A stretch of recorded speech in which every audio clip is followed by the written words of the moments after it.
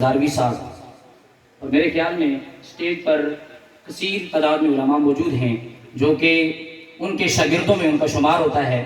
کوئی تو ڈائریکٹ ہیں اور کوئی انڈائریکٹ ہیں بالواسطہ. تو الحمدللہ میں بھی انہی کے شاگردوں میں سے ہوں. تو آپ کی شخصیت ایسی تھی کہ آپ نے زندگی میں اللہ کی خشیت، اللہ کا خوف رکھتے ہوئے اپنی زندگی کو گزارا ہے. آپ مشفق اور مربی تھے، انتہائی عاجزی اور انکساری کے ساتھ آپ زندگی گزارا کرتے تھے.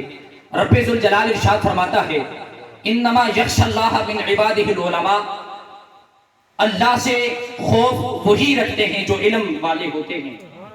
حضرت عبداللہ ابن عباس رضی اللہ تعالی عنہما آپ فرماتے ہیں کہ خشیت سے مراد یہ ہے، اس آیت سے مراد یہ ہے کہ جو لوگ اللہ کی معرفت رکھتے ہیں وہی عالم ہوتے ہیں.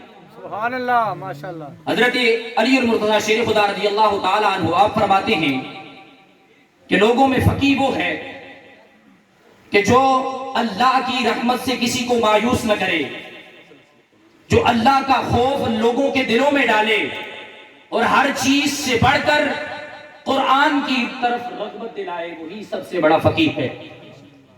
اور امام شافعی رحمۃ اللہ تعالی علیہ آپ کے والد سے آتا ہے، آپ سے کسی نے پوچھا کہ عالم کون ہے؟ آپ فرماتے ہیں کہ جس کے دل میں اللہ کا ڈر ہو وہی عالم ہے. سبحان اللہ. جس کے دل میں اللہ کا خوف ہو وہی عالم ہے. اسی طرح انس بن ربیع فرماتے ہیں، آپ فرماتے ہیں کہ وہ عالم ہی نہیں کہ جس کے دل میں اللہ کا خوف نہ ہو.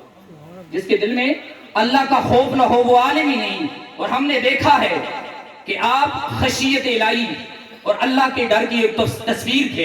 یعنی اپنی زندگی میں آپ نے عاجزی اور انکساری سے اپنی زندگی کو گزارا ہے. اللہ کا خوف آپ نے رکھا ہے اور انتہائی ملنسار تھے، مشفق و مربی تھے. اللہ تعالیٰ ان کے درجات میں بلندی عطا فرمائے. اللہ تعالیٰ ہم سب کا یہاں حاضر ہونا اپنی بارگاہ میں قبول اور منظور فرمائے. وما توفیقی الا باللہ.